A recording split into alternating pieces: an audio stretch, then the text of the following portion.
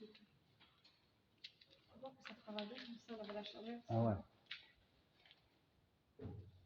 Ça va être, ah ben c'est un lieu après de pèlerinage, hein, donc il y a beaucoup de gens de toute la Thaïlande qui vont venir ici et qui vont rendre hommage au grand moine. Hein. Alors ce grand moine, pourquoi lui il a cette... Waouh, c'est magnifique. Voilà. Pourquoi ce moine-là, il a cet hommage-là? Il est plus grand que les autres, il était très important celui-là. Eh oui, eh oui. Tu vois on va dire la grandeur de ce moine en fonction de ce qu'on lui fait à sa mort. Voilà.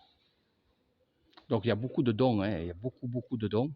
Alors il y en a beaucoup qui vont me dire, et je le dis toujours, ça m'a été, ouais, ça coûte des milliards, parce que ça coûte des millions de bahts. Ouais, là, c'est incroyable. Je sais pas combien, je ne me rappelle plus, mais bon, on verra à la fin, on verra combien ça coûtera, parce que c'est toujours plus. Et on me dit, ouais, au lieu de donner aux pauvres, mais justement, on donne aux pauvres. Mais on donne aux pauvres, et au plus c'est beau, au plus il va y avoir du pèlerinage, au plus il va y avoir du monde qui va venir, au plus il va y avoir du monde qui va donner des dons. Alors une fois que ça sera fini, ces dons, qu'est-ce qu'on en fait? On achète à manger, voilà, c'est comme ça dans les temples. Ça veut dire que la personne qui passe, il mangera avec nous, c'est comme ça, on donne. Ce temple-là, je me rappelle quand j'étais ici avec ce grand moine qui est mort là, qui est juste derrière moi, je vais vous montrer le tombeau après, j'ai vu qu'il avait donné quand même presque 20 000 euros à Cassé-Vissaille pour l'hôpital. 20 000 euros d'enveloppe. Donc c'est nos dons à nous. Et toi, on sait où ça va.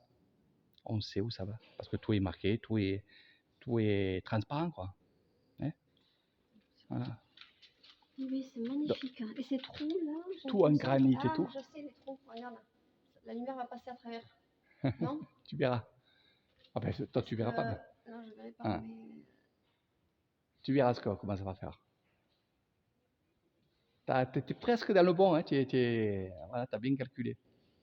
Ou alors la lumière qui va rentrer là, ça va sortir comme ça. Voilà, l'extérieur. Voilà. L'extérieur.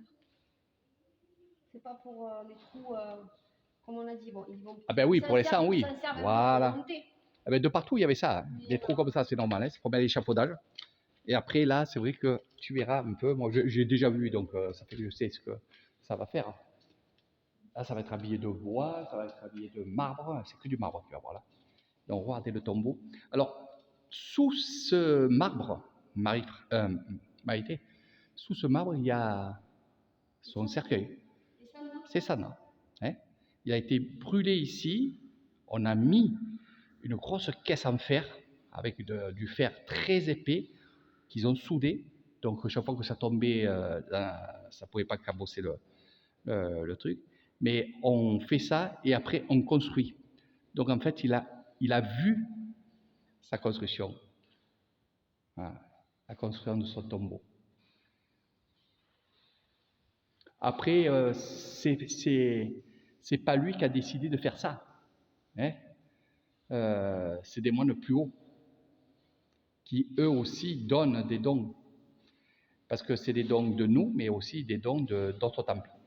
Et ce moine, il a été connu par rapport à quoi? Est-ce qu'il était guérisseur? Non, lui, il était moine. Moine. Ah, c'est pas moine guérisseur. Pourquoi il était plus que les autres, lui? Parce que... il faisait des beaux... Au plus tu es bon, au plus il y a des adeptes qui vont venir à toi. Et au plus tu as des adeptes, au plus tu as plus de l'argent. Donc tu montes dans la voie hiérarchique. Et il faut faire attention, ça c'est des vieux moines. Bon, il est quand même mort à... pas loin d'aller... Même pas, il n'avait pas 70 ans. Hein. Ah, il était jeune, hein. Ah ouais, il a eu un cancer à la jambe. Alors des fois, il m'a montré sa jambe, il me dit, regarde. Il faut l'enlever, ça. Il me dit, non, ça ne sert à rien de l'enlever. Donc il savait, il savait. Voilà. Donc j'allais méditer sous sa maison, il se mettait sous sa maison, sur une chaise, et il regardait les poissons. Et souvent, les gens venaient et consultaient là-bas. On venait le voir pour lui dire, lui demander des conseils, en fait. C'était un grand moine. Oui, grand moine. C'est-à-dire que c'est une personne qui n'a jamais touché la chair humaine, femelle, de femme. Voilà. Puis après, tu passes des diplômes, après tu passes beaucoup de choses. Hein. Donc il est là. Hein. Donc c'est lui qui m'a ouvert les portes de son temple là, et qui m'a autorisé de travailler dans la salle, dans mon bureau, ce que j'appelle mon bureau, mais aussi d'aller voir les méchis, parce que j'y expliquais ce que je faisais. Alors quand il me voyait arriver avec ma petite caméra à l'époque, la petite caméra JVC, il me dit, viens voir ce qu'on fait. Et en fait, chaque fois il travaillait, je disais, ah, il faut arrêter de travailler. Non, il faut toujours travailler. Il faut toujours travailler. Travailler. Travailler comme un forcené, quoi. Travailler la terre. Quand on a fait le lac là-bas, il était là avec des brouettes pour mettre de la terre sur les rebords, je t'expliquerai. Incroyable. Alors en plus de ça, les gens venaient le consulter. Donc des fois, ils consultaient en train de travailler. C'était énorme. Énorme. Et je t'amènerai dans un autre endroit où on fabrique, enfin on est en train de construire un gros truc comme ça, à Kassevissa, et tu verras, c'est énorme, quoi. Ouais. Et il faut quand même aussi leur dire que tout est fait ici. Les dragons, je sais pas si vous avez vu, pas les dragons. Les lions que vous avez vus dehors en pierre, c'est eux qui le font sur place. Voilà. Il y a l'atelier là. Ils ont reçu les pierres ici, ils ont taillé ici sur place. Taillé sur place. Les arbres, c'est taillé, tout est fait sur place. Tout est fait sur place. Dans les planches en bois. Oui. Ouais. Qu'on voit là. Voilà. C'est avec les arbres d'ici. Voilà.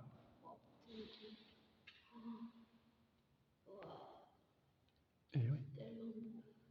Eh ouais. Ça va être puissant. Hein. Eh oui. Eh oui.